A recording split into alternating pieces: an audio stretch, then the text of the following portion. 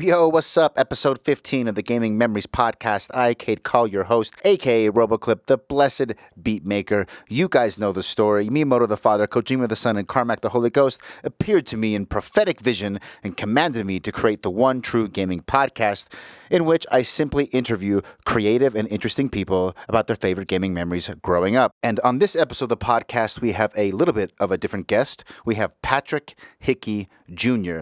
He's an English professor at Kingsborough Community College, the writer behind the book series The Minds Behind the Games, in which he interviews developers of classic, retro, cult classic games and even some modern games about how those games came to be and gets like the real inside scoop behind a lot of the most famous games in gaming history. And he's also a voice actor for a bunch of indie games. One of the games that I ran across that's actually really dope is called The Padre. Think of it as like Minecraft sort of pixel block graphics mixed with survival horror games like the old Alone in the Dark series on the PC, kind of like point-and-click adventure survival horror with a dash of Bastion. And what I mean by a dash of Bastion is in Bastion, there is a constant narrator that sort of narrates the game as you go along. And it was the first game that I remember having that sort of mechanic, and it was super badass. This game has a similar mechanic, and Patrick is the voice of the narrator.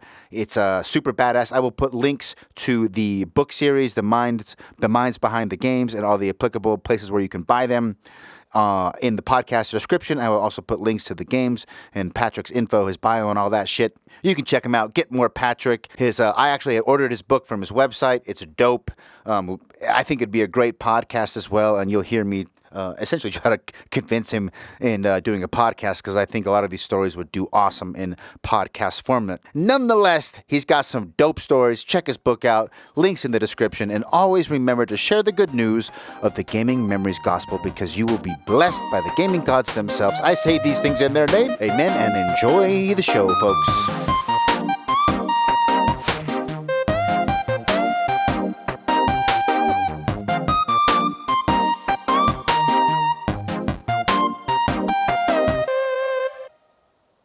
All right, man, we are recording.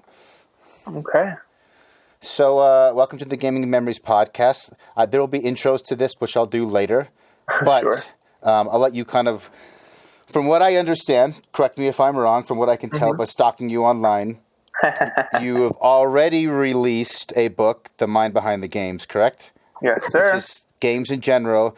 And you have like a series of subgenres coming up? Or on Yeah. So, Yeah, absolutely. I have The Minds Behind Adventure Games coming either at the end of this year or in January. Then I have The Minds Behind the Sports Games coming in the spring. And then I have The Minds Behind the Shooter Games coming in the fall. So, yeah, it's been a pretty wild ride the last 3 years or so, putting all these interviews together. I was going to give you my next question. When did your first book release and how long did it take you to write it? The first book came out in April of 2018. It took me about 6 months to write it. I was just kind of like this big ball of energy. I just had this goal in mind, and this book totally would have taken somebody else, like, at least a year to write. But I was writing 6 to 8 hours a day. I was just this man on a mission to tell the stories forgotten in video game history. So that was kind of like my fuel for the entire process. Okay. Hey, it sounds like you're like hitting the cord or rumbling the desk or something. Do you know what that might be? I gotcha. Yeah. Hold on one second. It's like right in the middle of your awesome, I write 6 hours a day. We're getting this like crazy noise, and I gotcha. It's going to take away from your story. Absolutely. Do you hear it now? Yeah, it's better now. Okay. So it sounds like, I'm assuming, I just actually should have asked you this before you came on the podcast because it's about people's video game memories. But I assumed if you're writing a whole damn book about like forgotten gaming stories, you grew up gaming. Otherwise, why would you be doing this book? Absolutely. I mean, I attribute comic books and video games for the reason why I'm a college professor today. I mean, I was reading the text in Dragon Warrior and RBI Baseball and Spider-Man comics at a super, super young age, to the point where my dad thought I was just memorizing the text, but I was actually reading it. So I just fell in love with video game narrative and video game design at a super young age. And I mean, I haven't really sold any game that I've bought since I started working when I was a kid. So I have about 3,000 games, and Oh Jesus! yeah, Where do you fit? Are you in New York City proper, like yeah. Manhattan? I'm in one of the 5 boroughs. Yeah, so I'm in So Brooklyn. how do you afford to I've store got a little 3,000 video games? I've got a man cave. Um, it's literally like a cave. So like in my bedroom, there's like a wall that we broke down. That's kind of like the side of the 3rd floor of the house, and Okay. yeah, it's like literally like a half a room that's like slanted, and all of my games are in there. And I can only stand up like in the front of the room, but it's like I sit down in there and I chill out. And I got like an old school CRT TV in there with my NES, and my daughter's always in there hanging out with me. So it's definitely like a man cave. So Damn. So yeah, your balls deep. Your balls deep, bro. You're all the oh way yeah, in. absolutely. Like no, that's like the best way to say it, because it's like Yeah. when I'm at the end of the man cave, it's just like there's no way I'm standing up in there. It's like some Tim Burton nonsense. But What's I've always wondered because I see people on Instagram with these insane collections. Like there's mhm. just people out there that they've taken it to another level. Do you view it as like an investment, like it's going to be worth a lot, or is this No, something no. you're going to take to your grave, basically? Yeah, well, see, the thing is too, I joke around with my daughter all the time, because before she was born, my wife was like, um, "Are you ever gonna let like our kids in this room?" And I was basically like, "They have no reason to go into this room. Like, they have no reason to go into this room to touch any of this stuff." And then I used to go in there just to like kind of like hang out and clear my mind and stuff like that. And my daughter one time saw me in there, and then after that, it was game over. She was just touching stuff, and then I was telling her stories. And I have like Legos in there that I've done, like a Lego Batmobile, Lego Millennium Falcon, and stuff like that. And she just fell in love with the room and like pop culture and stuff. So now she's in there like pretty much every day with me. I don't look at it as an investment. I look at it as pretty much every game that I've bought, I could tell you the story of where I was at that point in my life when I bought it. And then I was just having a conversation with my daughter before, and I was just like, "Oh, see this game? Daddy's friend Tony Barnes made this game, but his name's not on the credit because the people at EA are pieces of garbage." Da da da da da. Like all sorts of stories like that. Like, "Oh, Yeah.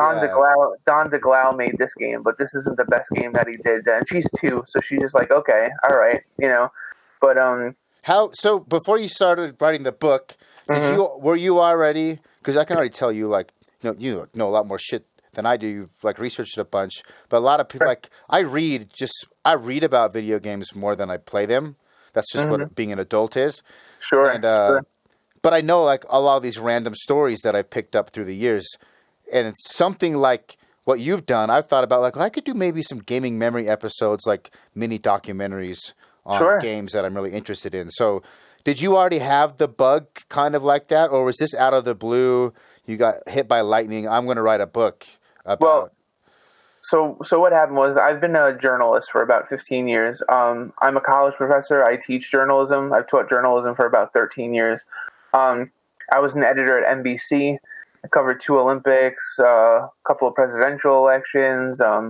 At one time, I was the most read video game critic on Examiner.com when they were around. So it's like I've been writing about video games for a long time. So when you combine writing about video games for a long time and then playing video games for twice as long, You just know a bunch of shit. I know a bunch of shit. And then the thing is, Yeah. I used to really enjoy writing reviews, and then I just like now I really find them obsolete. Like I feel like they don't really serve a purpose. Like in the ecosystem, I feel like speaking to developers and finding out why they made the game the way that they did is so much more important than saying that a game sucks or a game is great. So I was just at a moment in my life. My wife was 5 months pregnant, and I said to myself, I want to do something really cool. So this way, when my daughter is born, that like I don't have any regrets, and I could just focus on being like the best parent possible.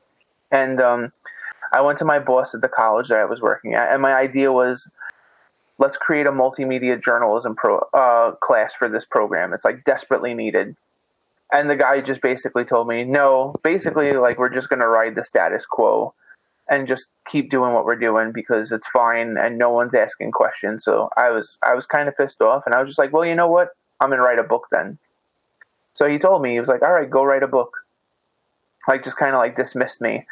And I remember that night I told my wife, I'm like, I'm going to write a book. And she's like, well, don't talk about it. Just do it. That's good. That's actually really good advice. Your wife's She's smart, awesome. My wife's awesome. She's mega smart. She's the smartest person that I know, you know? And so I remember after that, I went into my man cave and I was just like, I'm going to write a book. I So don't did know what you I'm start with like, okay, from all these years of writing, you probably already had an ammo bank of a bunch of stories you knew most people aren't going to be aware of just because there's too much information out there for the average gamer to keep track of. But you've been covering it all these years. And is that what inspired you? Because I guess a better way to ask the question is, was there a specific story that you were like, that's so badass, I bet there's more of those, and I'm going to go do research and get more of these type of development stories? Is there one that was like, yeah, baby, this is the reason? There was like 5 or 6, because like that first night, I ended up grabbing like 5 or 6 games out of my man cave. It was like King's Bounty, Wonder Boy and Monsterland, Toe Jam and Earl, E.T., Yar's Revenge. Oh shit, okay, I already tell you. Let's talk about Toe Jam and Earl. Sure. What can you give me? That game for me is like legend status. So basically, that game was created because like Greg Johnson, like one of the, you know, and Jeff Forsor, they were hanging out in like the desert and they were just wasted. And they were listening to like, you know, yes, reggae and shit, and they were smoking pot and hanging out and stuff like that, and they swore that they saw an alien ship. And then that's basically how the story of Toe Jam and Earl came. Like everyone always asks is back then, like, how did you guys create like 2 aliens crash landing on Earth, blah blah blah, blah. And that's exactly how it happened. Wow. Were they listening to funk? Yeah, they were listening to funk and jazz and stuff, and yeah, that makes so much sense now. And it just all came together, you know, from there. And they mixed in the randomized levels, and the rest is basically history. That's what I tried to explain to people when we talk about that game. I'm like, procedurally generated stuff. Like as far as my memory, that's the first and really the only old game that I ever played that did that. Yeah. Yeah, absolutely. That was like one of the reasons why, like when I was putting the list of games together, I'm kind of like, it doesn't matter to me if the game is good or bad. And that's the reason why I had E.T. in there, because E.T. is such a crazy development story. I just wanted people to kind of get an inside look as to what these developers had to go through to make these games. So it's like one of the questions that I always ask these developers is, all right, so this is what they say about your game on Wikipedia, and we know that's complete bullshit. So tell me the real story, you know? So like with a game like Mutant League Football. That's another great one. Dude, you're pulling up. Damn, keep going. I'm just going to let you talk. Do your thing. That's okay. Everybody's always like, oh, Mutant League Football uses the same engine as Madden, as the original Madden. And if you go on Wikipedia, that's what it says. But when you ask Michael Menheim, the creator of Mutant League Football, he's like, no, we discussed like, you know, the engine and gameplay with Scott Orr, the guy that created the original Madden, but in no way, shape, or form is it a copy and paste job from Madden. It's completely different dev team, completely different process. It just so happens they use the same camera view. So it's like right off the bat, that made me feel great, because it's just like, now I'm going to completely squash this like popular myth that Mutant League Football is just a reskin of Madden, which it's not. One of the biggest problems that I had... watch out for your cord, Bo. I just don't want your... Oh, okay. You're so entertaining. I just don't want it to be ruined by crazy sound. Like one of my biggest problems when I first started writing this book was just like... and now your audio's like bad. Now sorry, it's bad? man. No, it's okay. Is it bad now? It's like muffled. Did you move away or did you cover something? Hold on 1 second. Let's see. You know what? Let me change headphones really quick. Maybe that might fix the problem. Hold on 1 second. I'm sorry. Sorry, fellow listeners. I'm just looking out for you. He's so damn entertaining. I just don't want, right in the middle of squashing a Mutant League Football, which you haven't played that game. A lot of you probably don't know what that game is. That's like before NFL Blitz, the arcade, when you had like NBA Jam, NFL Blitz, Wayne Gretzky's hockey on 64, like those arcade way before that, there was a series of games that were similar in Mutant League Football. I'm sure it was on a bunch of systems, but I had it on the Genesis. And it was like arcade football where you played like aliens and mutants and you could like smash each other and there was blood and guts. It was badass. And, Okay, can you hear me now? oh, yeah, you sound amazing now. Sounds great. Okay, I'm sorry. I just ran into another room to grab the headphones, so Okay. I didn't hear anything that you I were was just saying. trying to explain what Sure. for those listening that don't know what Mutant League Football is. I was explaining it. It's basically like imagine NFL Blitz, but the original and like arcade, crazy, over the top football. But on top of that, it's like a Guar concert. Everyone's aliens and mutants, and there's blood and there's guts. And that's what I remember as a kid. I haven't played it in a long time. The thing that I love about Mutant League Football too is that you could win the game despite not scoring any points. You can actually kill the enemy. You could kill everybody. Yeah, Yeah. I do remember that. Mm-hmm. So that was one of so that Mutant League Football was kind of like the basis for every chapter when you think about it. It's just like take the popular opinion of the game, the things that everyone thinks about the game as true, and then speak to the developer, and then just tell the real story. Because there's okay, so it's like it's not just stories, but you're also basically comparing lore or myths about the industry to the truth. Absolutely. Yeah. Absolutely. Because there's so many streamers out there and there's so many YouTubers that will do like these little mini documentaries on games. And all they're doing is just reciting information from Wikipedia. Like they're not adding anything extra because they're not going. The hardest part for me when I'm doing this is to get in contact with the developer, because if I had to just write the chapter by myself, I could probably do that. Yeah, I get it. Yeah. But the thing is, like, if you read the book, most of the chapter is quotes from it. It reads like a conversation between me and the developer and I. Sorry, English professor that can't speak English. So it's like it's not. Each chapter isn't me trying to showcase like what an amazing writer I am. Each chapter is myself giving the developer an opportunity to tell the development story, and then all I'm doing is in the beginning setting the scene, like what is this game? Why is it worthy discussing? And then just bouncing transitions to make the conversation make the most sense. Okay, so that the night you sort of have the idea and you look at your games and there's that Toe Jam and Earl. Was it so did you already was that a rumor you already had in mind? I want to figure out. We picked up the game Toe Jam and Earl. It's like I'm going to start digging down that hole. How did you start? Yeah, that's what I did. I just so the 5 or 6 games that I had, I just started doing some research on, and then I reached out to the developer of each of those games, and what I said was, if I could get 3 out of the 6 original developers, then I would be able to have enough to pitch like a book to a publisher. And what ended up happening was, like, within 2 weeks, all 6 of them got back to me. And this was like Halloween 2016. So by Thanksgiving, I had signed the contract. How hard was it to track down their emails? It was surprisingly not nearly as hard as people would think. Oh, yeah. Okay. So we're talking Moby Games, LinkedIn, Facebook, Twitter, and then it's just the art of the pitch. Yeah. You know? So, like, I was able to just tell them, like, listen, I've been doing this for over a decade, but now, like, I don't want to write articles anymore. Like, I want to write a book.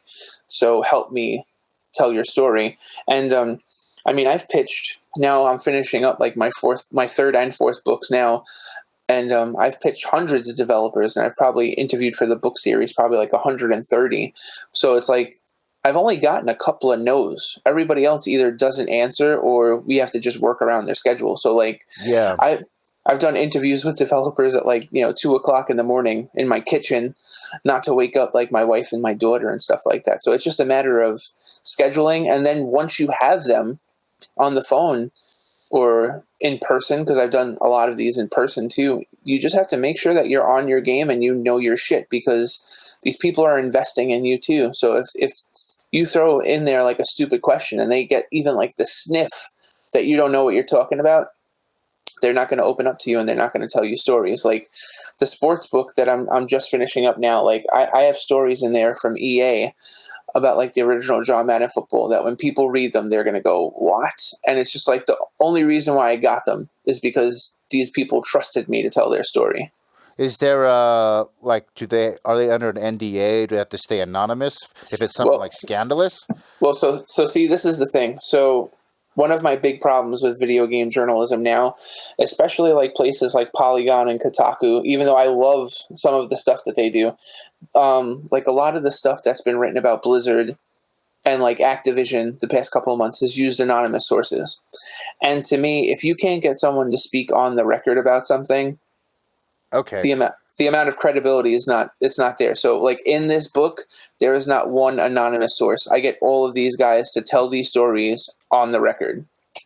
So That's good. Yeah, I read Kotaku fairly often as like a aggregation of just in Reddit, and I've seen yeah, some of the headlines, but like the sort of the I don't know drama or outrage of the video game world, like I don't find entertaining, so I never read those articles. But I did yeah. see a bunch of Blizzard in like something about a kid in Hong Kong that got taken money away, they gave it back or something along the lines of that.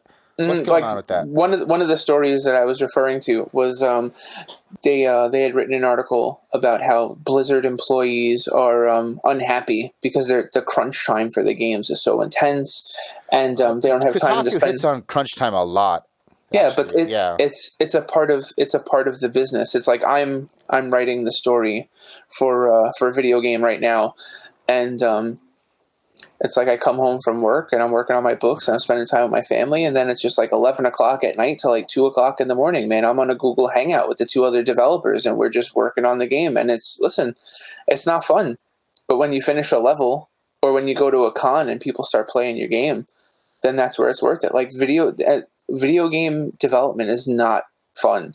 It's a lot of hard work, and it's so easy for a publication to kind of like go, oh, we feel so bad for the game developers and stuff like that, but these guys, they do this because they love to create.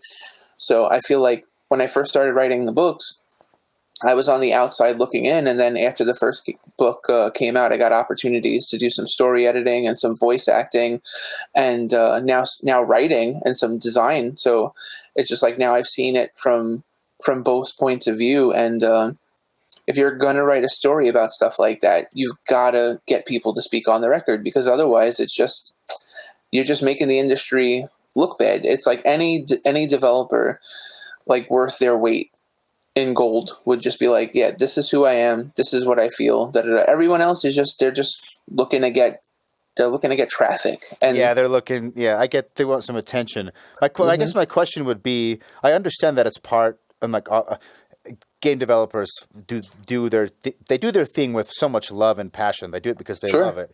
I know from a lot of friends that do development. I ask them like, "Well, you're a genius. Want to make a badass game or work for a game?" They're like, "Oh, there's no money.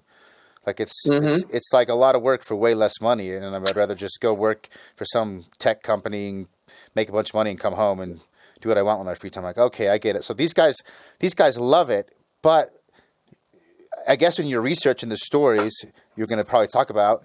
Do you think that big game developers take advantage of the fact that people are so passionate about it and they'll put up with a lot of shit? Oh, absolutely. You know what it reminds me the most of, because it's like another world that I'm like pretty tight with, professional wrestling. Ooh, all right, let's go there. Wrestlers, like I know wrestlers that will work a 20-minute match and get their ass literally handed to them for $25, and they just do it because when their music hits and people cheer their names and people They throw just, streamers at them, they just light up and their whole world changes for that little amount of time. It's one of the reasons why people were leaving EA in the early 90s to go and do dev for EA, because they wanted the royalty. So like if you work for EA and you produced, like, let's just say Madden, you had stock options and they paid you and stuff like that, but you didn't get a royalty per cart that you sold. If you made the game, then you got whatever they paid you, and then you got a royalty per cart. like what do they define as dev? Is it everyone that worked on the game in any capacity? It's the people that they contracted to work on the game. So like, let's just say, and this is the thing, that these are a lot of things So it's that people don't understand. 1099 guys. Yeah, Got so that option? it's like whoever developed the game, whoever made the game is one company most of the time, and then the company that published it is the Oh, completely, okay. Yeah, so so this like non I guess you could say non-first party. Like any studio they contract to make a game, it's Mm-hmm. better to work for that studio because you get royalties versus actually working for EA doing the Mm-hmm. publishing side. Okay, I Yeah. follow. Yeah. So it's just like a lot of these guys didn't make nearly as much money as you would expect. So it's just not like perfect example. Mutant League Football. That guy Michael Menheim was like living in a hotel while he was designing the game. Michael Posehn, who did Desert Strike and Jungle Strike for the Sega Soviet Strike Genesis, is my and favorite. Yeah. Soviet Strike and all those games. Like he was basically like living on his advances. So if the game didn't sell, he was screwed. So luckily it did. So How many of that, those older, like the Soviet, is it really one main guy, or no. what's the support staff they have? So that's the thing. Like from what I've been told, so like Mike Posehn came up with the original idea for Desert Strike, like the helicopter flying around, and Yeah. but EA had an entire team that like brought that design to life. And I'm just going to tell you this, that like some of those people that brought that design to life never got the credit for actually doing that, and they actually played just as big a part as like Mike Posehn did. So Huh. it gets really tricky. I can't say that. I can't say that really surprises me. Actually, unfortunately, Mm-hmm. it's like, yeah, anytime you combine people who are like, it's such a labor of love. Just shady stuff happens because Oh yeah. that's just the way. I don't know. It's just the way we are. I guess. I want to ask you about to segue to something more modern because I wonder what your thoughts are. The Hideo Kojima and Konami Mm-hmm. breakup. Yeah. I People here already know what I'm talking about. Just give me your thoughts on that. Well, see, my whole thing is it's just like if you play Fortnite, for example, and you're on like a team in Fortnite in a clan, when you start out, you may have a certain ability or a certain rank, and then as time goes on, you may outgrow that clan, and you may have to go out and find a different clan, or you may get so good that you're like Rambo and you don't need a clan. You could just run, your own Solo business, your own ops, way. yeah. So that's Kojima. Can think about it this way: name 5 great games that Konami has done in the past 10 years without Kojima. Well, that's actually a really good question. Who? It's hard. It's hard. It's definitely not the last Contra. You know. Let's see. So You said last 10 years? yeah, in the last 10 years. Oh, I don't think there's one in 10 years. Yeah. Not in the last 10 So years. so do you blame Kojima for leaving? No, I don't blame him at all. I guess I should have prefaced my question a little bit better. Mm-hmm. I watched like speaking of YouTube videos that are probably bullshit, but they're just so entertaining. Is a guy was talking about he doesn't think PT. He doesn't think Kojima ever actually truly intended PT to be a Mm-hmm. playable teaser for Silent Hills because he already knew the Konami thing was going to go down, and they were breaking down a bunch of clues and interpretation, and then they were going through the timeline of like what happened and tweets, and like they put Mm-hmm. together this very compelling argument that like PT was basically like him priming the pump. Like it was almost like okay, or is this just people doing Kojima worship? Like you know how It's definitely possible. yeah. But the whole thing is though too, like I think Kojima realized that people were gonna play his game not because of the Konami label on it, but because he was attached to it. Yeah. So I think that was like the biggest thing. Sometimes, we go through those moments. Like I remember when I was a little kid, like I used to watch the Yankees all the time, and I loved Don Mattingly, and Don Mattingly was like the guy. And then all of a sudden, the Yankees drafted like Mariano Rivera and Derek Jeter and stuff, and all of a sudden it's like Don Mattingly is not the guy anymore. Now all of a sudden it's Derek Jeter. So it's like when Kojima was first getting started in Konami, there was a ton of other talented developers there. But by the time he left, there's not many. Konami's like only like franchise that they really pump out like every year now is like Pro Evolution Soccer. Yeah. You know, That's true. What is left? Nothing.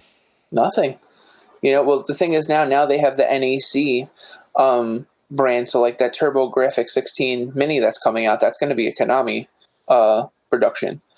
So they're gonna make some money off of that. But as far as like development goes, and I mean this has gone on for a really long time. It's like I was very close to getting the development team that did the second Contra game on the PS on the PlayStation, the Contra Adventure. I played that.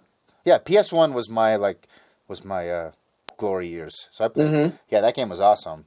But the thing is that game wasn't even developed by Konami. It was developed by another company, and Konami just published it. So it's just like after like the Super Nintendo, Konami's track record hasn't been nearly as good. Like of course, they had Metal Gear Solid, and they had a couple of other like they had Silent Hill and Silent Hill. Yeah, but I mean, take away Silent Hill and Metal Gear, and all of a sudden, it gets really thin. Yeah.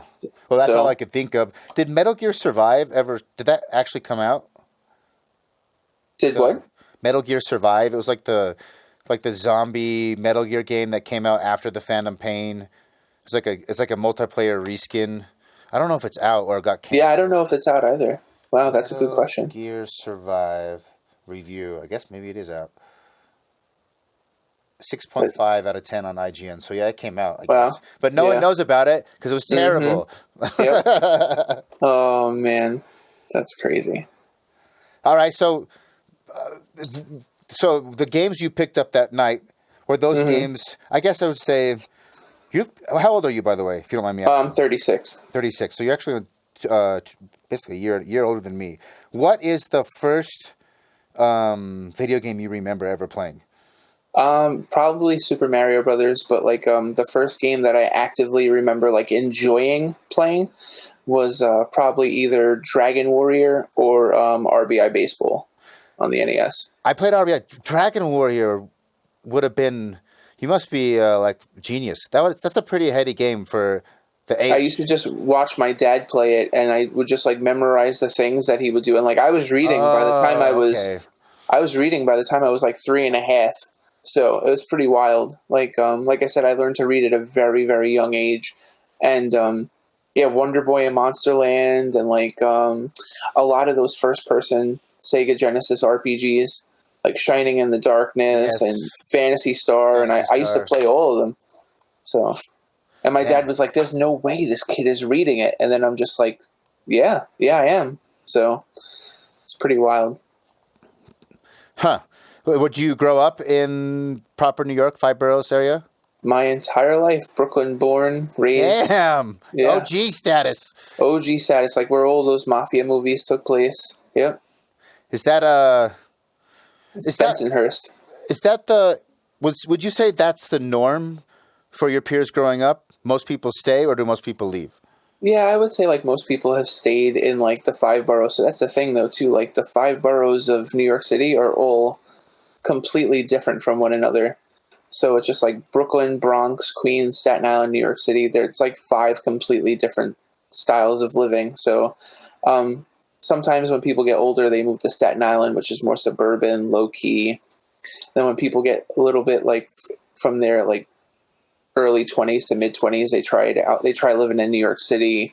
Things like that. So it's kind of crazy when they say, if you can make it here, you can make it anywhere. It's the truth. And it's just kind of like, if you live here, there's little enclaves.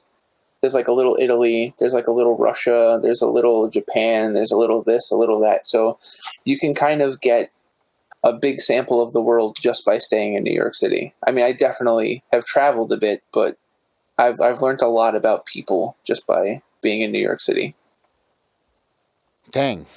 Wow. Okay. Well, which one do you live in again? Brooklyn. Brooklyn. Yeah. I believe you're the one, correct me if I'm wrong, but did you post about Disruptor on Instagram recently? No. Oh, I swear it was you. Do you know that game? PS1 game? Yes. Yeah, the shooter. Mm-hmm. The shooter. I swear it was you, and you said, or whoever it was said it's the first game from Insomniac. And I was No. Insomniac made that game? Yeah, no, I didn't post about Disruptor. Oh, well. Yeah, that's okay. What do you know about Disruptor? That it's the first game made by Insomniac. No, I'm not sure. I'm not sure if it is.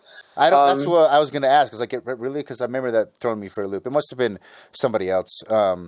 I know that the guy that I'm one of the guys that I'm developing Kroom with is a big fan of like a lot of obscure shooters. Pete Paquette. He was actually a senior animator on BioShock Infinite, and he's worked on movies like Rio and Ice Age and Horton Hears a Who, and he loves obscure games. So it could have been him because like Okay. he posts about stuff like that all the time Nice. too. So All right. So the first book, you do it in, you said 6 months, right?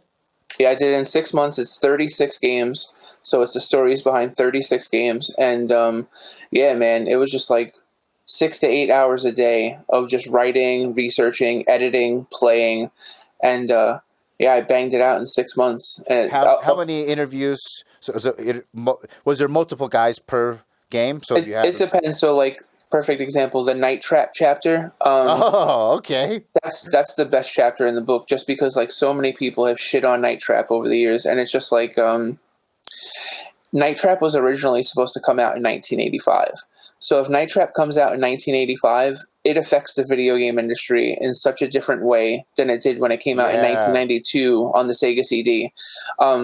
So just getting like David Crane, Rob Fulop, all of these guys. There's probably like 4 or 5 sources for that. We should probably preface for people who don't know what Night Trap is and understand why it would be crazy for that game to come out in 85. The best way I would describe it, it was like the first game that have basically video sequences that was like on rails. It was almost like an early version of maybe, what's that guy, David Cage? He makes a bunch of story, narrative, quick time event games. Mm-hmm. What's that one? Detroit Human, Heavy Rain. Mm-hmm. But it was like that idea this is my memory, correct me if I'm wrong, because I remember Night Trap being like, okay, they're taking like video sequences and then you have inputs, then it's like choose your own adventure. And Absolutely. I remember a bunch of like bad press, like there was like some sexual conduct or something. Well, because the thing is, it's like they have these vampires, and what these vampires had was these electrified like hooks that they would use to like wrap around the necks of their victims, but like the hooks look like big black penises. Okay. like big black dildo. So like just imagine like this thing getting wrapped around like some white girl's neck that's like in the bathroom, you know? So like I grew up really hardcore Mormon. Mm-hmm. And I just remember my parents being like, "You will never play that game," and something about sex. And it wasn't a big deal. It wasn't. It was like a B horror movie. Like these kids stuck inside of a house that's like being attacked by vampires, and then like this like task force is trying to save them at the same time. So it's like 3 narratives all pushed together. And the cool part about that game was it was originally designed for a system. Yeah, I was going to say, how would that have come out in '85? What could have? So it was designed by Hasbro. Of all that, this is why it wasn't like NC-17 sexually charged game, because it was designed by Hasbro. The name of the company, the name of the system was like the Project Nemo, and it was a video game system that ran on VHS tapes. What? So yes. What? I have never heard of this. Mm-hmm. So what happened was they were getting ready to launch, and Night Trap was one of the games, Ground Zero, Texas, Sewer Shark, all these games that eventually were released on the Sega CD. But what happened was when they were pitching the system to like places like Toys R Us was like, listen, this is way too expensive. People aren't going to buy it. So unless you make this system cheaper, we're not going to carry it. So Hasbro was like, fuck you, we're not lowering our price. So then Toys R Us was like, well, we're not going to carry it. So then nobody carried it. So then the system it was never released. So now Toys R Us had that much power. Absolutely. So now these games were never released. So now when the Sega CD comes to fruition, the guy that owned all of the rights to all of these games is like, now I can finally do something with these games. So 7 years later, he released it. How did they? What was like the port process? Because if they were designed for a VHS-based system, and Sega CD is obviously not, Did it require a bunch of development to get them to run on the Sega CD? Yeah, they had to. They basically had to port the games over. It wasn't like an easy, like 1, 2, 3 process. And the It's thing like that's spend funny, even more money, basically, to be yeah, able to yeah, sell them. Yeah. spend some more money. And David Crane, the creator of Pitfall, was actually one of the guys that like led the porting process. Like he handled a lot of the audio and the video conversion from VHS to CD. Um, that was an important game too, just because like a lot of people cut their teeth in the video game industry on that game. So like Mark Turmell, who we know now for Smash TV and NBA Jam and NFL Blitz and stuff, he was like an intern on the set of Night Trap. You know, Rob Fulop, like one of the main designers, he he was the guy that ported Missile Command for the Atari 2600. It was just like one of the greatest games in the Atari 2600 library. So everyone thinks of Night Trap as like this big steaming piece of crap, but it had some of the most talented people in the video game industry at the time making it. So that was a really fun chapter to put together. Yeah, I never. I guess because I didn't play it, my view of it was I thought it was actually like a cult classic.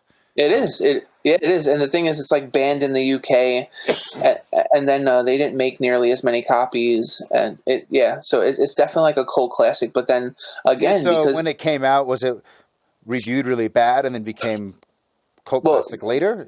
So the thing is, the reason why it became a cult classic is because like nobody could get their hands on it, and the thing is, and then it had all these legends. Yes. Okay. While I was writing the chapter, like, because without Night Trap, Mortal Kombat, Doom, Primal Rage, those are all the games that like ushered in the ESRB rating system. So I listened to like 8 hours of Senate grand jury testimony about it. Oh, it was crazy. It was crazy. That sounds fun. It was not fun, but it was just like, dude, some of the quotes were just like, if you're a loving parent, you won't buy your children Night Trap, so it's like you have these senators that have like never played a video game in their entire life just saying don't play Night Trap. So so we'll put it this way, the reception was so bad to Night Trap that Rob Phillip's girlfriend left him because of it. Oh, Jesus. So then what ended up happening was, so like I said, Rob Fulop is like one of the best designers of his era on the Atari 2600. So now he creates Night Trap and he kind of gets like blackballed a little bit. So now he's known for the most like controversial game of all time. So he's like, you know what I'm going to do? I'm going to go out and I'm going to create the cutest game of all time. So he creates this game called Cats and Dogs. And it's basically like Nintendogs like 10 years before. What system was it on? It was on PC. So what you could do is like you could raise animals and then you could trade animals with your friends and stuff like that. Ubisoft ended up buying the license to the game, so it was later released on like DS and 3DS and stuff like that. But the games combined have sold over 40 million copies. Okay. So this guy is known for one of the most controversial games of all time, and he's known for probably the cutest game of all time. So he's got like a really interesting backstory. Wow, that's your book's gonna be dope, or your book probably it is dope, and then your new book's gonna be dope. Yeah, you should. Man, have you thought about like doing a podcast based around all this? I actually like. I would love to do a podcast, but the thing is, it's just like you're fucking good at talking too. Thank you. I'm a teacher because I talk all day. You know what it is? It's like the first thing I am is a writer, and I just feel like people don't read enough. And like I'll give you an example. Today I was teaching an advanced composition class in the college that I work at, and at the end of the class, one of my students, she's older, she's like in her mid-30s, and English is like her third language, and she came up to me and she surprised the shit out of me, and like she gave me a copy of my book, and she's just like, my son plays a lot of video games, but I would rather have him read about them, so I bought him your book. Could you sign it? And I'm like, how old is your son? And she's just like 12. So for me, that's what I'm touching at. Like, because I have two nephews, one's 17 and one's 10, and they think they know everything about video games because of Wikipedia and like the Angry Video Game Nerd. And it's just like there's so much more information out there, and it's just like.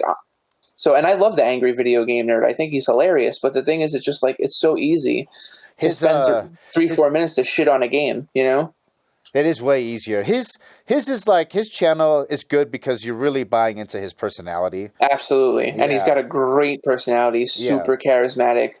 But it's just like I just like to go full on geek and then just have people like I've done podcasts before where they were like, yeah, we did an episode on NBA Jam and Mutant League Football, and then we read your book and we just found out that like we had it totally wrong. Like we didn't know shit about those games. What people could do, and maybe I'll do, just blatantly create YouTube episodes around chapters in your book. What are you going to do about it? That'd be fine. Go ahead. It's like, listen, I'm from like the Gene Simmons like world of like PR. It's like there's no such thing as like bad publicity. You know, it's just like if you want to homage me or whatever, like if you want to parody me, you can do that because like at the end of the day, people are going to go back to the source. So, like, and I just think that you're so good at talking. I didn't know what to expect with this podcast, by the way. Sure. Like, okay, this guy writes a book. Like the book looks cool. I didn't know what to expect. You're really good at talking. You've obviously done your research. I created this podcast basically because, like, well, there wasn't a podcast about gaming that I liked. It was just like news, and I want to talk about more memories and cultural moments, and like let it be a base. And I have some guys that are artists and devs coming on. Like, so you're basically, if you made a podcast, that would be. I know I'm not the only one. There's probably millions of people like me out there. It'd be like, do you listen to Hardcore History, Dan Carlin, by chance?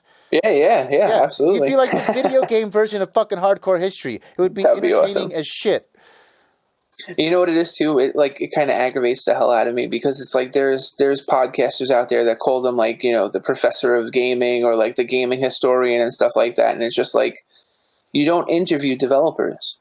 Yeah, I mean, like I get it. I'm in marketing. I collect traffic and market and research. Like, I get it. And like, if I were to like want to make money if I was just solely, not to justify it, but at least from a marketing perspective, it's like I want to make a channel.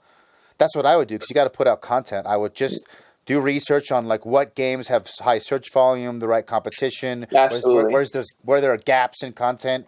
Then I would regurgitate shit in Wikipedia and try to make it funny and blast it out. Yeah, but so it's like that's the thing. It's not as good as your shit though. Well, see, that's the thing that I'm lucky. I'm lucky because like I make a 6-figure salary as a college professor, you know. So it's just like I'm writing these books because like I love journalism, love it, yeah, and I love video games and I love history and things like that. And I know because it's like I mean, I can't just say between me and you because like my hope is that like this shit blows up and a lot of people listen to it. But it's just like I get so much shit from people that I work with that are all like 20, 25 years older than me that are just like, why are you writing books about video games for? Nobody gives a shit. And I'm just like, no, the people do. They're just absolutely. It's the highest grossing form of pop culture in the world. And I know that like 30 years from now, when I'm like 66, people are going to go, yo, your book like matters. I know like my book probably doesn't matter as much now as I'd like it to, but I know in 20, 30 years when a lot of the developers that I've interviewed start passing away, and it's already started to happen. Like Alex Holoka, who did music for Towerful, he committed suicide a couple of weeks ago,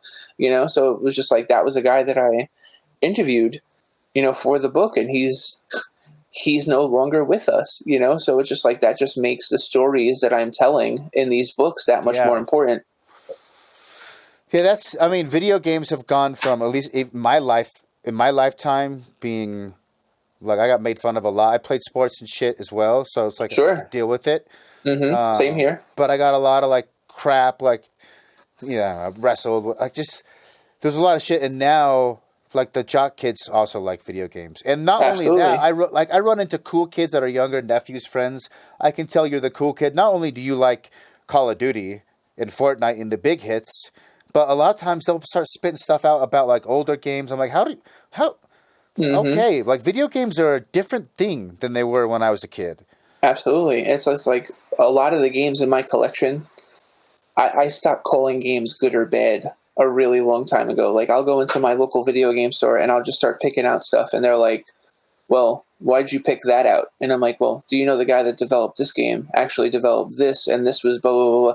And they'll be like, what? So it'll be like a $3 game, and I'll tell them like a $50 story, and they'll go, wow, that's nuts. And for me, that's like one of the reasons why I game. So like, let me ask you a question.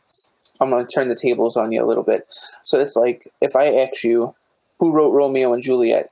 That's like a stupid question, right? It's like, Probably whoever Shakespeare lifted it from. yeah. But you know that it's Shakespeare. But like, Yeah. if I go to you, like, who created the first John Madden football? No idea. Definitely no idea on that. And the thing is, it's just like we participate in gaming related endeavors so much more than we read, watch movies, listen to music and stuff. But we can remember the names of like one-hit wonders and authors of like That's books, a really good point. Yeah. but not video game developers. So for me, it's like I wanted to write That's a book that point. really focused on these developers and who they are, and to say their name and have people go, oh yeah, Tony Barnes did Strider on the PS3. I want people to be like, baby. That's who that guy is. And oh yeah, and he also did Buffy the Vampire Slayer, and he also worked on Desert Strike, Jungle Strike, Urban Strike, Soviet Strike. Like, that's what I want people to start doing, because they don't do it now. It's like Kojima. If you mention Metal Gear Solid, they go, oh yeah, Kojima, but like, he's done other stuff too, but a lot of people don't remember the other stuff that he's done. Well, I was actually going to bring him up as a good example of, that's a very good point, that we know games really well, and games have become these pop culture icons, but we don't connect the games to the developers like we do musicians and bands or directors in movies. But Kojima, for some reason, is one that's sort of broken into the mainstream. Yep. And like, even I was thinking about it, like, okay, I'm way more nerdy. Like, there's different, I don't know near as much as you, but like, compared to the people I associate with, I'm a freak. And I was thinking about it, like, I could probably only name like maybe 20 developers if you gave me 20 minutes, and I'm like a nerd. That's a really good point. Like, I know the people behind like my true gems, but anything else, even if I'm aware of the game, I'm not going to be aware of anybody behind the game. And it's not because you don't appreciate the work that they did. It's just because it's just weird. That's a good point. We don't know. There's not an effort made by the companies, especially, to like let people know who these people are. So it's kind of become like my life's work in a way, to really share who these people are and their journeys and things like that. So like, some of the stories in the chapters are just like, I'll give you an example. In the book that I have to have finished in like a week, The Minds Behind the Sports Games, I interviewed the guy who was the programmer for RBI Baseball, Peter Lipson, and some of the stories are just like of him going to Japan for like the first time and watching Japanese baseball and having it be like so different from American baseball, because a lot of people don't know this, but RBI Baseball is based off of a Japanese arcade baseball game. It's not an original game. Namco made it, the same people that did like Pac-Man and stuff. So it was his job to take this Japanese baseball game and then put in American teams and American players and stuff like that. So yeah, it's just like kind of getting inside his frame of mind, And the thing is too, Atari was the company that published RBI Baseball, but they published it through their Tengen brand. And a lot of people don't even know that Tengen was owned by Atari, and a lot of people think that Atari just died after the video game industry crashed in 1983, but it's quite the opposite. They continued to make money in the arcades and stuff like that, and they actually like used to joke around about it. The people that didn't get laid off from Atari had a softball team, and they called the name of their team the Survivors, because they were the ones that survived the layoffs, So like, a lot of that stuff is in the book, like just getting into the mind frame of these guys, that they didn't get fired when Atari went out of business, that Atari continued to like publish, and release games, and like some of the greatest games ever, like Paperboy, Rampart, Cyberball, like a lot of successful games, 720. So, and some of these games are games that people have no idea about, but like, perfect example, like 720. If you don't have 720, you don't get Tony Hawk's Pro Skater. 720 was like the first sexy skateboarding game, So when it's just did that stuff come like out? that. Because what is 720? I'm pretty sure like 86, 85 or 86. So this is like right when Tony Hawk is like just starting to. If you can like Google the arcade cabinet for 720, it's so freaking sexy. Like Atari was just so good at like designing arcade cabinets. So like 720 had a big boombox on top, and they Rob Rowe who was actually like the technical designer on 720. Like he works at Pixar now. He's worked at Pixar for like 10 years. So it's like you had these super talented people. Don Traeger worked at Atari at the time, and then Don Traeger ended up becoming like one of the founding fathers of EA Sports. So it's just like... This is why I'm confused. Yeah. Okay, so I remember 720, but I also remember Skate or Die. So Skate or Die is And actually... 720 says Skate or Die. Yes. So this is what happens. 720 is released, and then about 4 years later, Don Traeger leaves Atari to go to EA, to go to Electronic Arts. So because 720 was such like an important game for him, he was just like, you know what? I'm going to take some of the team from 720 and I'm going to bring in a couple of other guys, and we're going to make another skateboarding game. And this one we're going to call Skate or Die. So it's kind of like the spiritual successor to 720. 720, okay. Yeah. Because originally I was trying to think like, I think Skate or Die is older. Or maybe I was getting inflated. But then I pulled up a 720 screenshot. I'm like, oh, I remember this. But then I'm like, oh, this screenshot says Skate or Die in it. Yeah, well, because that was like one of the famous catchphrases. Yeah, back then, and that's now that makes sense. That's how I. Oh wow, I would have never put that to. Yeah, that's. So out of all your first book, the 36 games you said, I believe, right? Mm-hmm. How is it spread across like old school, or how? I guess how recent does it go, and how old? It's spread across like everything. So like I have like Towerfall in there, which is a PS4. Game, and then an indie game.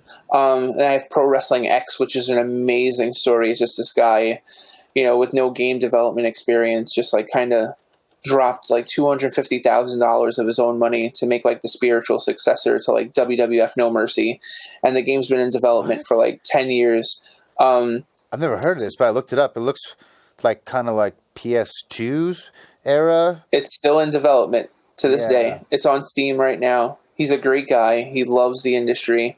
But like, so that game's like still actively in development. So there's Atari 2600 games in there. There's NES, there's Super Nintendo, there's Genesis, there's PlayStation, there's PlayStation 2. So like I have like the Incredible Hulk, Ultimate Destruction in there, Spider-Man 2. There's the first book was just kind of like an all-you-can-eat buffet, like a little bit of everything. And then what ended up happening was I wanted to do a sequel with more games. So like I was going to do a book with like 45 games in it. And my publisher is like, no. And I'm like, wait, what? And they're like, you've got like a great list here, but you could break this up into like 2 or 3 different books. And I'm just like, I can't do 3 books with 43 games. That's not enough. So then they're like, yeah, we think that you could. But what ended up happening was the adventure book that's coming out like at the end of the year, that has 31 games in it. The sports book has 35 in it, and the shooter book has like 38. So I ended up turning like what would have been like a better sequel into 3 spin-offs. So now there's basically between the 4 books there's like 115 games featured. So it's pretty wild stuff. Yeah. On what games are PS1 in your first book? Hold on, I can remember. I'll pull up the list right now. Be super fast. Let's see the minds behind the games. Because that's my golden era for me. PS2 was like one of my favorites too. Let's see. I'm just looking for the table of contents. That would be nice, right? Here we go. Chapter list. So let's see. PS2, we got Max Payne. PS1, I meant. Oh, PS1. Okay. Yeah. So Fighting Force. I remember that. Okay, that was like a arcade beat 'em up. Yeah, and the thing is, that was supposed to originally be a sequel to Streets of Rage. Streets of Rage. I remember actually that marketing. Because I liked Streets of Rage. I was a Genesis kid before that. Mm-hmm. Speaking of ESRB, and my parents being Mormon, Streets of Rage, my memory is, I looked this up once, Streets of Rage 1 and 2, the original box arts didn't have an ESRB rating. And when by the time Streets of Rage 3 came out, it did, and it was teen. Mm-hmm. And my parents wouldn't let me rent it, and I was like, but you already let me play the first 2 games. And I was thinking like, it's going to work, I'm going to play it. No, they said no, and they actually took the other 2 games away retroactively. That's crazy. I've always hated the ESRB since I was a young wee child. But Streets of Rage, I remember Fighting Force somewhere in the marketing, because when you said that, I'm like, I remember being stoked that it was a new Streets of Rage. Mm-hmm. Yeah, awesome. What else do you have on PS? So the only other PS1 game is NHL Face Off, Okay. which is the original, that's the first hockey game ever on the Sony PlayStation. And that's a really crazy development story because EA really dropped the ball on NHL 96 on the PlayStation and they never released. So, like, by default, NHL Face-Off ended up becoming this huge seller because there was no NHL game from EA. And they ended up being, like, super dominant for, like, 4 or 5 years. So, if you want, I mean, I could rattle off the whole chapter list for you. It's pretty interesting if you want. For the NHL? No. For the first book. Yeah, go through the games. Yeah, let's see. All right. So we got Mutant League Football, Max Payne, Bully. Max Payne 1? The first Max Payne. Bully, Wonder Boy and Monsterland, E.T., A Boy and His Blob, Fighting Force, Where in the World is Carmen Sandiego, The Suffering, Night Trap, Toe Jam and Earl, Squids, To the Moon, Mushroom 11, Towerful, Hulk Ultimate Destruction, Spider-Man 2, Yar's Revenge, Road Rash, Desert Strike, Bart vs. Space Mutants, Gabriel Knight, Maniac Mansion, Voodoo Vince, Deus Ex, King's Bounty, Super Battle Tank, The Fireman, Pro Wrestling X, WWF WrestleMania the Arcade Game, Mortal Kombat, Doom, NHLPA 93, NHL Face-Off, NBA Jam, and then Wasteland. Damn. Okay, well, there's a lot more in there that I want to talk about than I expected. Yeah. We don't have the time, so yeah, sure. Let me think. Well, see, that's the best part of the book too, because it's not written like in a way where you have to read one chapter and not another. So I designed it in a way where, if you really want to, you could just read the chapters that you want. Yeah, I would end up reading them all. I mean, damn, there's so many. Let's see, what time is it? 8:36. We start. So we've been about an hour. We got a little bit of time. How much time do you have? I could talk for another 20 minutes or so. That works. Okay, let's do. Okay, I can't choose, so I'll let you make the final decision based on what you think is more interesting between Max Payne. Oh, this is hard. Between Max Payne and Carmen Sandiego. Okay, so, oh, man, both of those are great stories. But I'll go with Carmen Sandiego just in the fact that, like, the first, like, year or so that Carmen Sandiego was out didn't sell well. And one of the developers at Broderbound is like, why don't we pitch this to schools? Like, why don't I go to schools and pitch this to schools? Because the way the game was originally designed was it was supposed to be kind of like a Trivial Pursuit kind of game, like for adults. Like, oh, how well do you know your geography and blah, blah, blah, blah. And it was just marketed all wrong. And originally it wasn't supposed to be Where in the World is Carmen Sandiego. It's supposed to be like Where in England is Carmen Sandiego. And then what they did was they just scoped it out to make it like the entire world. So the game ended up selling like crazy once they started marketing it to schools. But then also, too, one of the crazy things with the game was that it came packed in with an atlas came packed in with it, because what happened was it was really easy to pirate software back then. So they felt like if they packed in like a world atlas with the game, that it would be a lot harder for people to make copies of like the 600-page atlas, which is where all the answers to all of the questions were in the game. So, yeah, it's a pretty wild story. Like what would make somebody think like, yeah, let's put a big ass book in with this game, I think the pitching it to schools, as I know, is how it ended up coming across my eyes. Yeah, because of school shit. And then I got really into Where in Time is Carmen Sandiego, and that one was that kept me entertained for hours. Absolutely. I loved that game. It's just funny, though, too, because it's just like that's the way I got influenced to Carmen Sandiego, too. So it's just like one guy's idea to just bring this game to a completely different audience ended up making it as successful as it was, Okay, so I want to ask one. I know you only have 20 minutes left, so we're going to have a couple questions I want to ask about your video game memories, and then I want to ask, well, let's first ask this. There's a really, speaking of an educational game, there's a really creepy game that I played in school growing up that no one knows. One listener chimed in and told me who it was because I was trying to remember it last episode. It's called The Secret Island of Dr. Quandary. Have you ever heard of that? No, I have Damn not. it!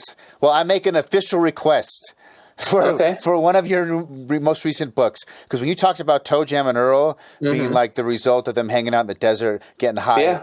like some crazy shit was going on. Whoever came up with this game called The Secret Island of Dr. Quandary. If you're on a computer, Okay. look it up. If not, look it up later. It was It's like so this. Go ahead.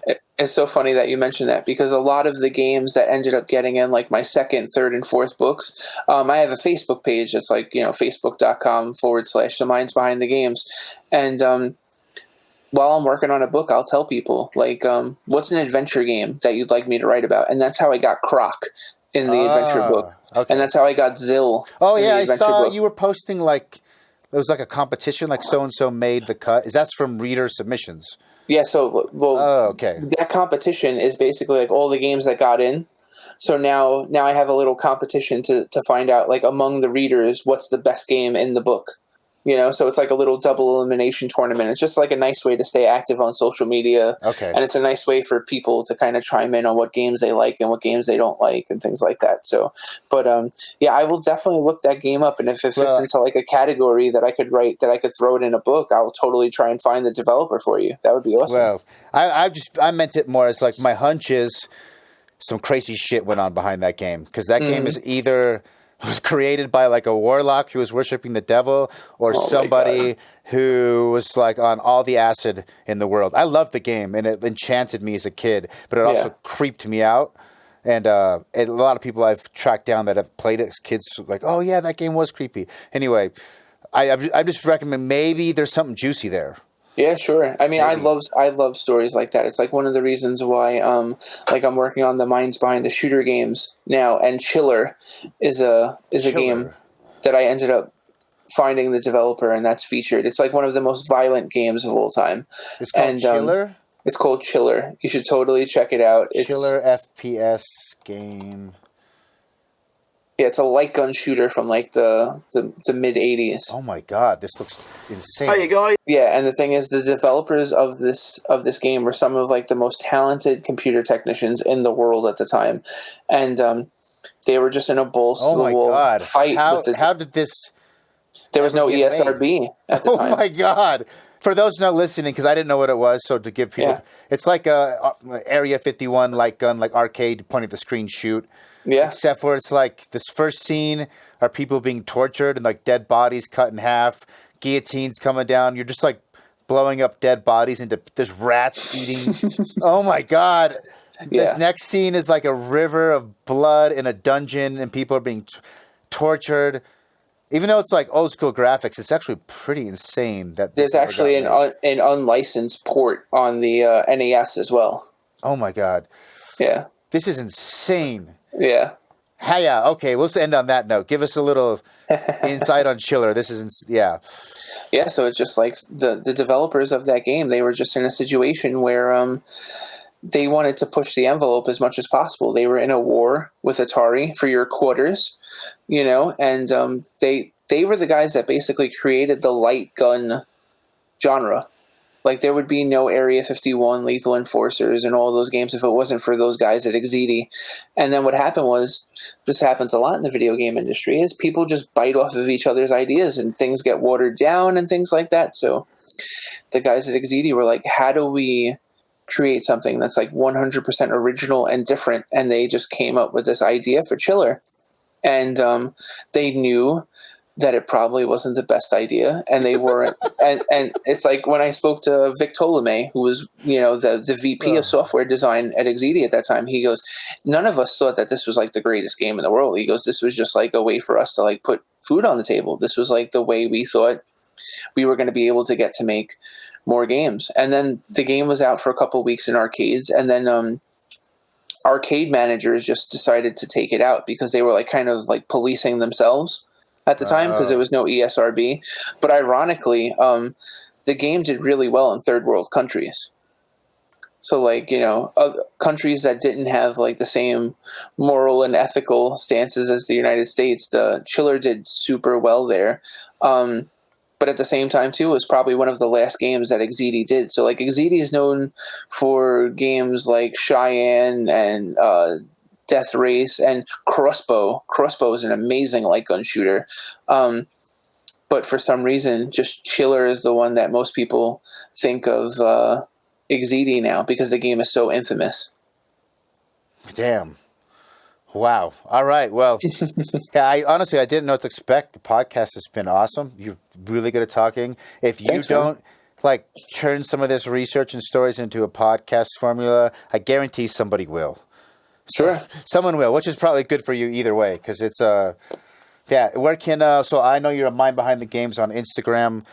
Where can people find your stuff, or where's the best place for them to buy the book?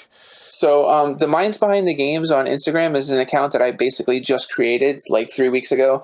I was actually speaking to like one of the developers that I've spoken to for the book, and he's like, you should make a separate account. He goes, because like your main account, which is Patrick Hickey Jr., it's just my name. He goes, you got pictures of your daughter and like music that you listen to, and he's like, it's cute and I love it.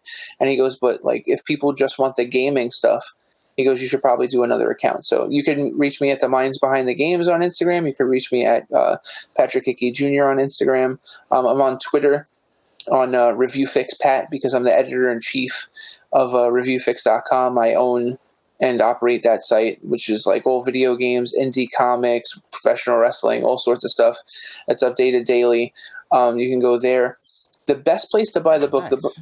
the book is available on Amazon, Barnes & Noble, Books A Million, Indigo, like wherever fine books are sold online. But the best place to buy the book is on PatrickHickeyJr.com. And the reason why the best place to buy it is PatrickHickeyJr.com is because what happens is when you buy the book from me, I get an email, and obviously I get a shipping address. So what I do is it's completely different from every other video game author out there, and probably a lot of other authors, is I'll email you and I'll thank you, and I'll be like, oh, by the way, you're from Colorado. Are you a Rockies fan? Are you an Avalanche fan? Are you a Denver Nuggets fan or whatever? Or like, just to start a conversation with them. And if they tell me yes, I have just like this treasure trove of like baseball, basketball, hockey cards, all sorts of cool stuff. And I sneak it into your book. So like you'll get your book and I'll sign it and I'll personalize it for you and stuff like that. But like I'll throw some things in there that you'll be like, oh shit, like I wasn't expecting this. So I had a guy from Canada, he's like way up in the mountains in like the Yukon mountains or whatever, buy a copy of the book like 6 weeks ago, and I'm like, what do I put in this guy's book? I'm like, I have no idea. So I was just looking through some baseball cards, and I found a Cecil Fielder Toronto Blue Jays card, and I was just like, all right, this will work. We'll see. So then, like a week later, when he finally got the book, he was just like, bro, I used to talk about Cecil Fielder in like my cafeteria all the time. Oh my God, I can't believe you put that in my book, blah, blah, blah. So it's like, I really want to have a relationship like with my readers. I want them to understand that like, I really enjoy talking about this stuff, and that will work until you sell like a bajillion copies. Yeah, and that's then you're gonna, true. Yeah. So, well, see, the thing, I've been really lucky so far that the book is done well. It's done super well, but like digitally, it's a lot cheaper digitally than it is print. So like most of my sales have been digital. So how many do you think you could keep up? Because I think that's awesome, but I think your book's awesome. It's probably gonna end up selling a lot. Like at some point.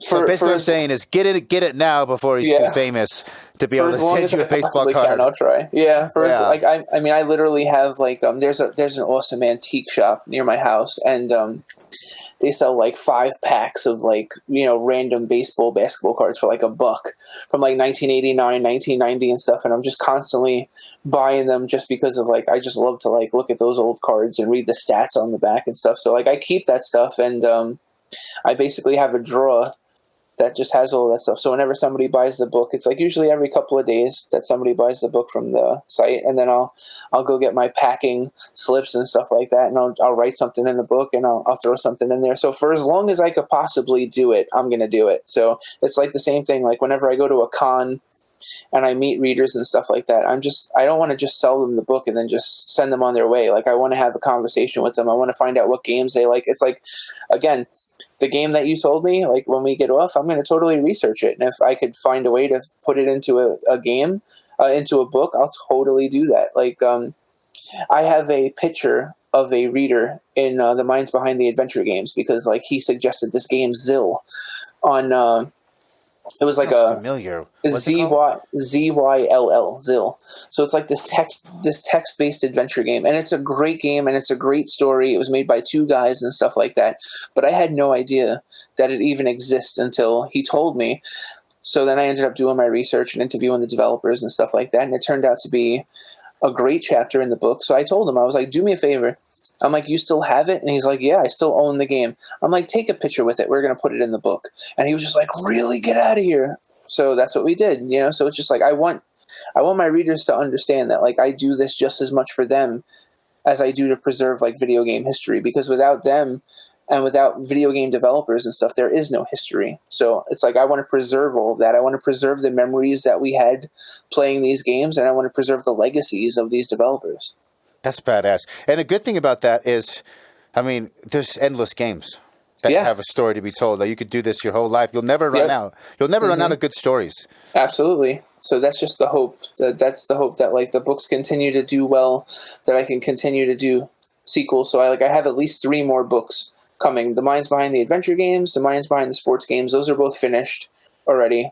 And then I'm working on the minds behind the shooter games as we speak. And the minds behind the shooter games, man, like, I really stepped it up for that. So, like, I have, like, Medal of Honor, Gears of War, Metroid Prime. Like, I have, like, modern-day classics, Wolfenstein 3D. So it's just, like, each book that I do, I end up getting better and better sources. So, like, I'm really interested in continuing this journey as much as I possibly can. And in order for me to do that, I need people to know about what I'm doing. So that's basically the reason why I enlisted your services. So, like, you're looking for listeners, I'm looking for readers, and we can all grow horizontally and help each other.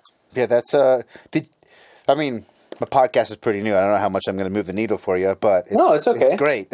I mean, I've had good feedback with the podcast. People absolutely so far really like it. Did you ever talk, because I know you said Doom was in the first book, and then you obviously had Wolfenstein 3D and shooters. Did you ever talk to Carmack? Well, see, this is the thing. So the Doom chapter is actually on the Nintendo Game Boy Advance version of Doom. And the reason why is because the development story is freaking amazing. So these guys developed Doom from, like, the ground up, like a port of Doom to be able to get it to run on the Game Boy Advance. Get it to work on the Game Boy Advance. And they were super proud of it. And right before the game was about to be released, Carmack tells the developers, well, I just found the Atari Jaguar code for Doom in, like, my basement. I want you to use that code instead. So they had to totally re-engineer the game from scratch. So if you talk to the developer at the time, Dave Palmer, he swears that his version of Doom was better than the Atari Jaguar code that they ended up using. So it's pretty crazy. And then what ended up happening was ID didn't or id, whatever you want to call them, they didn't market Doom on Game Boy Advance, like, at all. So, like, it didn't sell very well, but it's probably, like, one of the best handheld, like, first-person shooters that you could ever play. Like, for me, like, next to, like, Dementium 2 is probably, like, one of the best mobile first-person shooters I've ever played. Another crazy part to that story is that when I originally reached out to David Palmer, and who's worked in the video game industry for, like, 40 years, he agreed to do the interview, and then he just, like, kind of disappeared, and what ended up happening was he got diagnosed with stage 4 cancer. So now, like, 2 days before my manuscript is due, I had, like, 2,000 words left in my book, like, for max word count. And I was just sitting up in my house, and I'm just like, I need to get Doom in this book. I need this guy to tell me the rest of this story. Like, this is a great story. People need to know about it. So I just emailed him, and I was like, Dave, I just need you to answer, like, 4 or 5 more questions, sign the release, so I can put you in the book. I want to put you in the book. So then he sent me the answers. He thanked me for his time, and I never spoke to him again. So I don't know if Dave is doing well. I don't know if he's upstairs, So it's just for him to, in between chemo, to be able to, like, take the time out for me, just made it, like, a really special chapter for me. But it's like, if you play Doom on Game Boy Advance, it's an awesome game. And then if you read that chapter, and it's just like, a lot of the times the people that were creating these mega franchise games for other consoles weren't the people that originally designed them. So like Carmack did like the original version, but then like the Apple II version was like, like Becky Berger. I think that's what I was gonna bring up a girl. So I didn't want to cut you off. It seems like I ran across a semi-legitimate Doom retrospective. I saw it on a YouTube channel. I'm sorry for who made this. I can't remember your channel name. But they did like a retrospective on all the Doom ports. Yeah. And I want to say like that Game Boy Advance original Jaguar might have popped up, but I remember them talking about this girl, how she single-handedly handled one of the ports herself. Rebecca Heinemann. Yeah. Rebecca? Okay. Yeah, Rebecca Heinemann. Yep. Who, so like, but not only did she do Doom, she also did Wolfenstein 3D. So she was the one that kind of like, she did the SNES That's what it was. Wolfenstein. Yeah. She did the SNES version of Doom. So like Carmack and Romero did like the original games, but then like the versions that most people have played, she did. So she took all the things that like were so solid about Doom and she just made it 1,000 times better. And she doesn't get any of the credit for that. Well, they at least in that episode they talked a lot about like essentially what sounded like the coding Black Ninja magic that had to be invented to get that game to run on the limitations of the SNES. She's a genius. She's super talented. So, and just talking to her for the Wolfenstein 3D chapter for the shooter book was amazing. Like, I love her. She's great. She's my friend on Facebook. She loves cats. She's like a super cool person. So. Sweet, man. Well, you have a lot to talk about. I'm sure we could have you come on again. Minds Behind the Games, Instagram. Buy it. What's your last name again? Hickey, Hickey. Patrick Hickey. If you buy it on his actual website, you're going to get some special love in there with you. I don't know how long it's going to last because if it starts selling, he's not going to be able to do that. I can guarantee that. So get it while it's hot. The upcoming games, adventure games, sports games, and shooter games. Do you have a estimated release time for those? So the adventure book is supposed to be out either in December or January. The sports book is supposed to be out in the spring of 2020, and then the shooter book should be out in the fall end of 2020. Oh, and one more. Since we didn't really talk about your video game memories, which is sort of the semi-premise of the... What is your... It doesn't have to be like your favorite game that you've played or the funnest game, but your most special video game memory. Oh, there's so many of them. I know I would never say one. There's a few. I used to sell my PS1 memory card saves to people.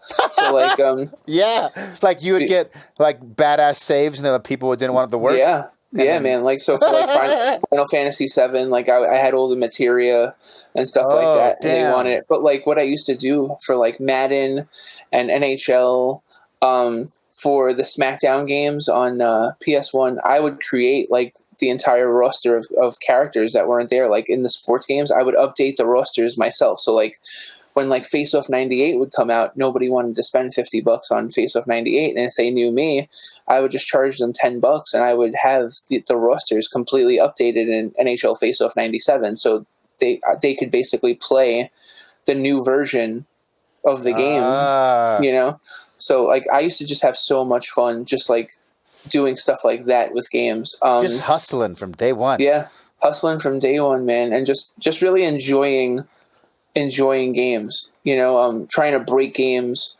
Like when I used to play Fallout back in the day, just going all the way to the edge of the map to see what happens.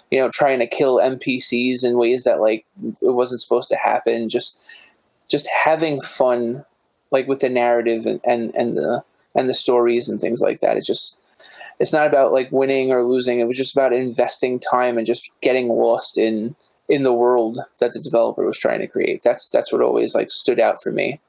How much would you charge for a Final Fantasy VII save with all the materia? Oh, $10. That's it? How many hours would it take for you to get that? Oh, it's the same thing too, like what I used to do in Pokemon. I used to do the same thing. Like I would just raise killer ass Pokemon, and then I would sell them to people, and then they had the missing number glitch in Pokemon. Yeah, the rare you like swim to the island. Mm-hmm. Yeah. So I would do that, and I would get the Pokemon to level 100, and then I would do the box trick. So I would end up getting Pokemon that had really strong stats, and I would sell them to people. Dude, I used to make like I used to make bank in high school. People would be like, yo, yo, yo. Not even like, do you got any weed? It was like, yo, yo, yo, yo, you got a Charmander Bro, level 1, a Charizard You got level the stuff, 100 man, bro. with Fire Blast and Dig and da-da-da. I'm like, yeah, yeah, yeah, I got you. I got you. Damn. So How did you make the process go quick on Final Fantasy VII? Like Game Shark or some shit? No, man. Like I would just grind through. I remember like trying to beat all those weapons in Final Fantasy VII, like the underwater weapon and the ruby weapon. I mean, but you could duplicate your save. So you would just sell the same save. Yeah, you had the yeah. I'm an idiot. So what I would do is like I would say, give me your memory card, and I would just duplicate yeah. Damn. So, that is smart as shit. Yep. So that's hilarious. That is definitely not what I was expecting. The most, I would say, the award out of this is when this airs, it'll be episode like 15, I think. Out of 15 episodes, the most unique video game memory thus far. The award goes to you. Plus 100 internets, 100 experience points. Thank you. That is fucking hilarious. All right. well, yeah. Again, shout out. I'll put all the links to all that stuff in the podcast description. Should go live in a few weeks, and then awesome. I'll try to send people your way with the book. That sounds freaking. Yeah, that's not what I was expecting, man. I think people should give it a look. I remember looking at like the cover of the game and the idea, and I'm like, okay. I didn't expect those like. I didn't expect you had me at Toe Jam and Earl. As soon as you said the Toe Jam and Earl story, I'm like, oh, okay. I see what's going down here. Yeah, if you're into video games, I can already tell without reading the book. You guys should go read the damn book. Help him pay his bills. Help him get it out there. And any other questions before you bounce? No, just the whole thing is it's just like if you love video games, you'll love the book. If you want to understand video games better, you'll appreciate the book. And the thing is, if you just want to read stories about people fighting for the accomplishments of their dreams, you'll enjoy the book. Like I've had family members and friends of people that were into video games read the book, and they were just like, I really feel bad for that guy that made E.T. He had to go through like a lot of shit. And I'm just like, So I'm like, so if you took that out of that chapter, then like that was like a mission accomplished, So yeah, that's kind of like what I'm aiming for. So and I'm a college professor and I've taught for over a decade, but it's not written in that highfalutin big word style. It's written in a way that like pretty much like if you're over like 12 years old, you can read it and appreciate it and understand it. So it's for everybody. It's for everybody. And December, new one's coming out. Oh, and what's the Facebook page where people can suggest games? So it's facebook.com/the minds behind the games. And we have a lot of fun on there. It's a lot of the readers, but like I'll pose questions like, what was the first game that made you cry? Who's the hottest like chick in video gaming and stuff, like all stupid questions. We have a ton of fun on there. But then at the same time too, like if somebody mentions a game that I'm not aware of, then I'm just like, okay. And that's how some of the games in the book came to be. So it's just like this really interactive space where a lot of gamers, and there's the thing that's cool is you don't really know who you're speaking to. So because I have a lot of developers that are on the page too, and they'll be like, oh, this game sucks. And then the developer will come on and be like, excuse me? Like what sucks about the game, So it's a lot of fun. So it's like there's a lot of really influential and cool people that are on there that all share their thoughts about video games. And it's non-discriminatory. Like everyone has a voice in there. It's a lot of fun. So I totally recommend people coming down and checking it out. Check it out. Do you have a Discord by chance? No, I don't have a Discord. It's something that I'm thinking about, actually. So maybe one day. For now, Facebook Mind Behind the Games. And thanks for coming on, man. I'm going to hit the stop button. See you guys later. Alrighty. Thanks for listening to the entirety of the episode. You get extra faith brownie points from the gaming gods themselves. I tell you, they told me to tell you, you guys are on their good side. Maybe some games aren't coming in the future. They're not going to be delayed. Cyberpunk, they told me, is going to be the motherfucking future. Again, check out Patrick's shit online. I have all the applicable links in the right places. Thanks again for Patrick coming on. And next week, we have a super prolific, in my opinion, audio-visual bass music producer, Levitate. He makes some super dark. If you like Lorne, if you like Blade Runner, if you fucking like Blade Runner, you're gonna like Levitate. And he also makes super dope Cinema 4D 3D visuals to accompany all of his music. He's not just a producer, he's a visual producer as well. All around badass. He's coming on next week. Until then, spread the good news of the Gaming Memories Gospel. Do your God-given duty. You shall be blessed and be on the right path. And your pills will go away. All your dreams will come true. And everything will be perfect. See ya next time.